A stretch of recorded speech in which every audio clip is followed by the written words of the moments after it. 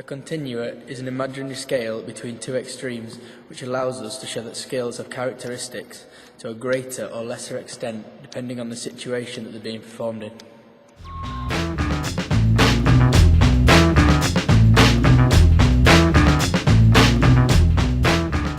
The gross scale. So a gross scale is basically when you use large muscular involvement.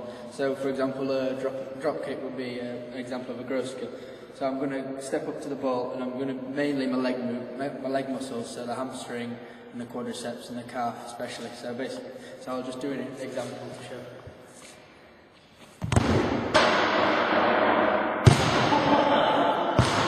So that showed the quadricep and the hamstring as on my take back, and then as I came through and kicked the ball, my leg extended to show the muscles involved.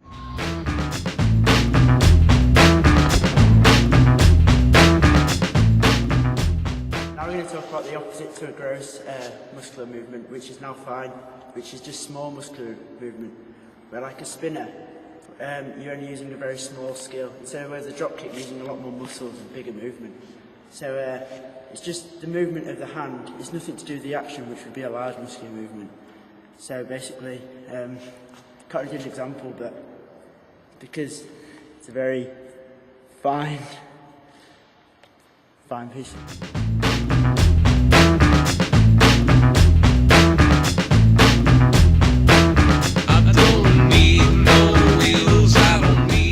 No environmental or external influences acting upon the person who is doing the skill.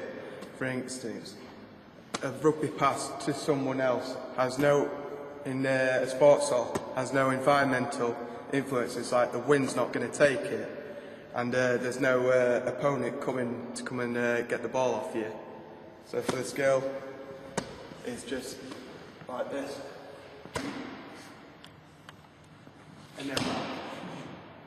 And that is a close skill.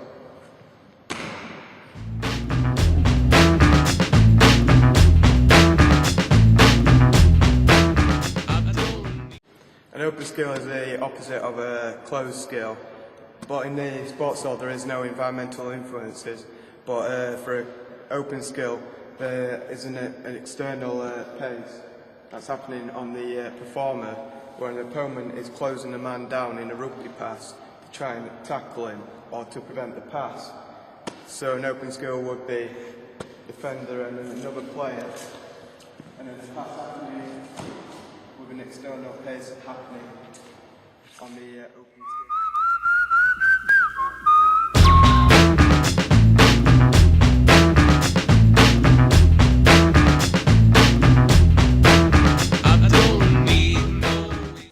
Gross motor skill we're defining is continuity, which has three phases: discrete, serial and continuous. Here's an example of discrete.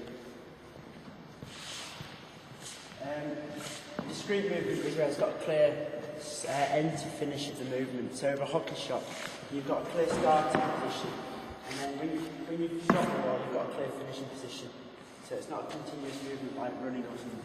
So if you just move to the shot, you've got like a firm base and a lot of muscular movement, a big gross movement is used.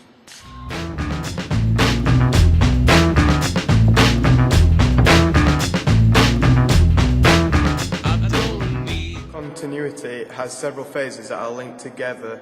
For example, the triple jump. That will be have an example from James. So I'm going to do it all at once and then I'll just break it down. So you start with the run. You go to the hop, skip. So first you go into small different movements. So the hop is the first stage, then the skip, and then the jump is the third stage. So you break it down to three different stages.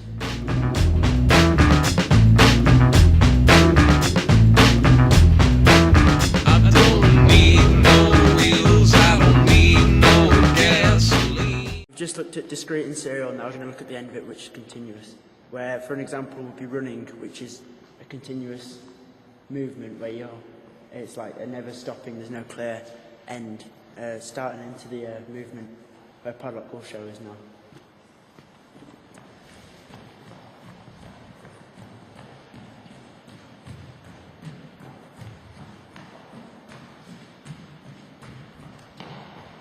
As you can see, he can decide when to start and when to finish this movement. He could continue for a marathon or a quick short 100-metre sprint.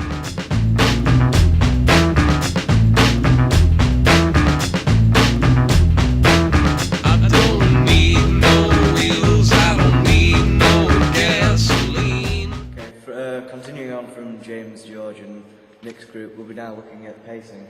So when we classify pacing, we're concerned with how much control the performer has over the movement. He decides when the movement starts and the rate which it proceeds. So as you can see, Harry, this would be an example of self-pace. He chose when to start the movement, and then he also chose when, how and how fast that he does it. So if Harry does that one more time. So he chose when to start, he chose the speed at which he did it.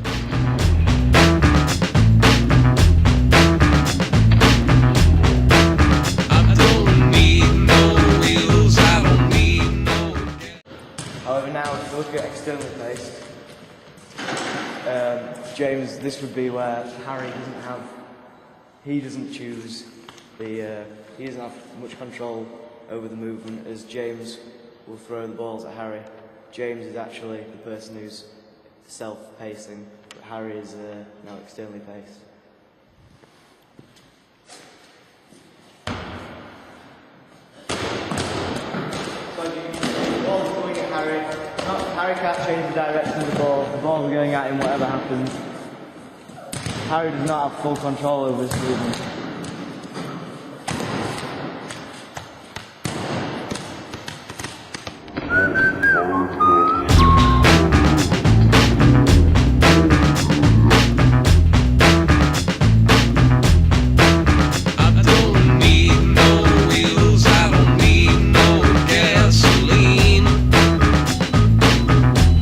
The next one is organisational skills. That's you have high organisation and low organisation. Low organisation, for example, would be just with one juggling ball. This is because there's hardly any subroutines and it's really easy to break down. So just one ball together like that. To make it a bit more complicated, you can do two balls, so you go like that. And then to make a high organisational skill, you'd have three balls, which is a lot harder to break down. So instead of just throwing one ball, now we've got three balls going. And it's a lot harder to break it down because there's a lot more going on.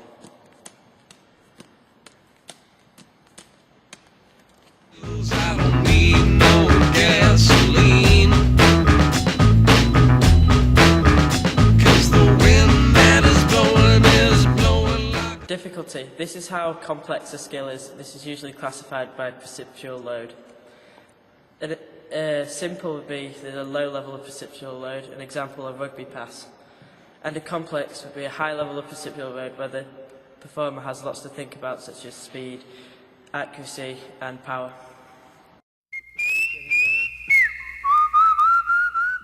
Example of a simple, and this is a rugby pass, where the performer doesn't have too much to think about. Yep.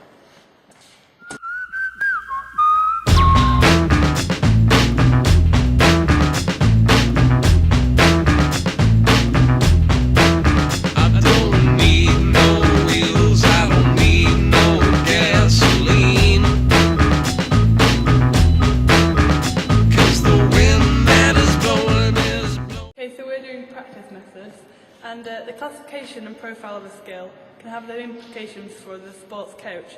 Based on the type of the skill that the performer is about to practice, the coach has to make a decision on the best type of practice to use.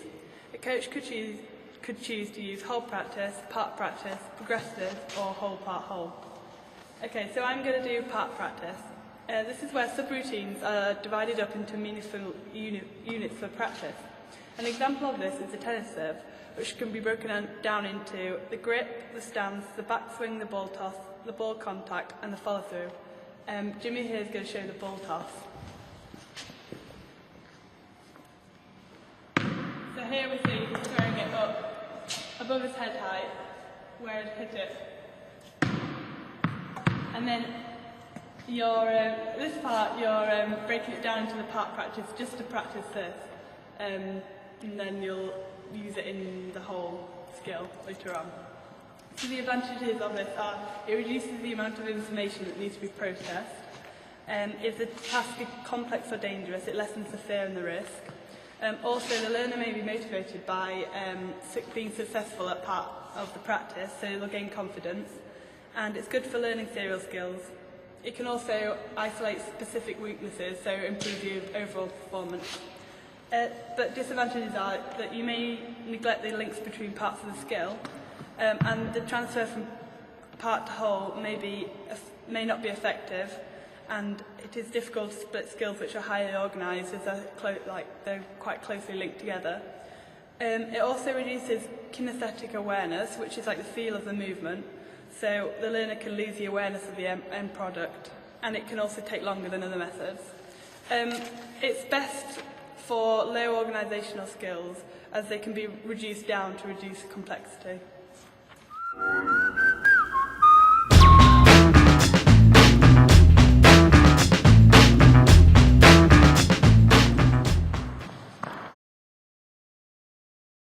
The next type of practice method is the whole method. This skill is taught as a whole movement, not in different parts.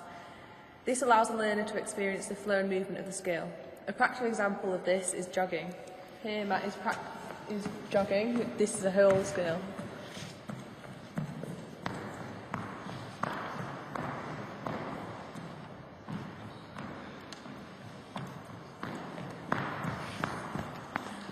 There are many advantages in whole practice, such as the learner appreciates the end skill and it promotes fluency and understanding of movement. This also helps the learner get a feeling of the whole movement. This type of practice is also a lot quicker than part movement. The disadvantages of this method are that it is not suitable for complex and dangerous skills. This whole method is best for high organisational skills, as it cannot be broken down easily.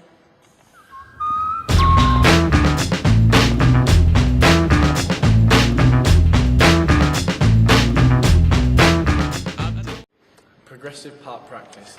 Progressive part practice is where you pick specific parts of your drill, of your specific sport, and pick the weaker part of it to train then the weaker part, so you improve on that specific part of it. An example of this is cricket.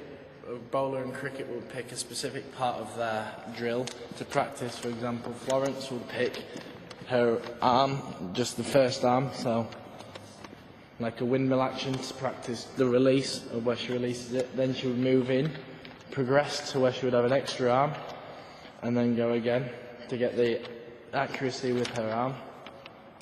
And then move into a stride, where she would stride and bowl, and then she would move into a run-up, into a full, so progress into the full bowl.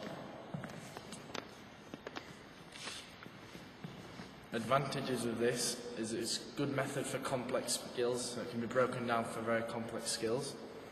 Simple and reduces information, so it can be taught to any age group, from professional athletes to amateurs. It helps flow of skills, so it helps, say, a tennis serve would help your serve flow more. Disadvantages are it takes a long time to practice the specific skill, because you have to train more further and there's more time needed in each specific bit. There's no true feel of the whole skill, so if a junior amateur's training to do it, they wouldn't really know how to do the whole skill if they haven't done that already. And it helps beginners learn the skills part to a whole. And then conclusion is this method is a complex skill and it's high organisation.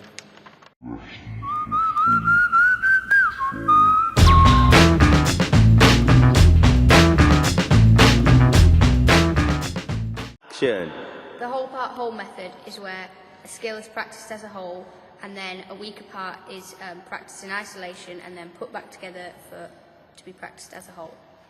For example, in a tennis serve, you'd practice the tennis serve as a whole first.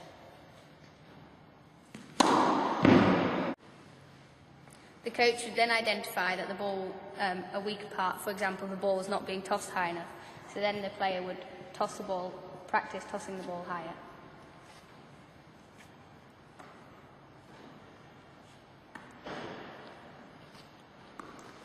Once they have learned to do this, they can practice the skill as a whole again.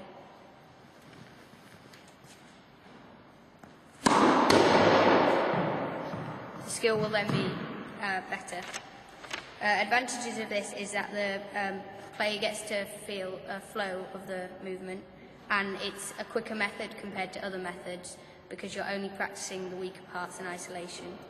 A disadvantage is that it's not suitable for high organisation skills that are quite complex and use a lot of information. For example, a trampoline routine, because they're dangerous and have a lot of information.